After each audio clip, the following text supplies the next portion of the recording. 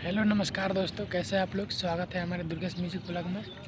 और ये बताने में बड़ी खुशी होता फिर वह सबके इंतज़ार ख़त्म हो गई। अब ट्रेंडिंग स्टार खेसारी लाल यादव के जौन की जो मूवी के ट्रेलर आई रहा रंग दे बसंती।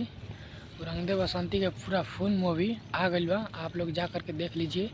यूट्यूब चैनल SRK म्यूजिक पर रिलीज़ हो चुका है और बहुत ही मिलियन में व्यूज़ चल रहा है। अभी 4 मिलियन व्यूज़ प्राप्त हो चुका है, प्लस अभी व्यूज़ चलते रहा है। तो आप लोग भी जाइए और SRK म्यूजिक पर रंग दे बसंती मूवी का पूरा फुल मूवी और पूरा वीडियो देख लीजिए। और ये जो मूवी है रंग दे बसंती, बहुत ही खतरनाक मूवी शूटिंग किया है खेसारी लाल यादव का।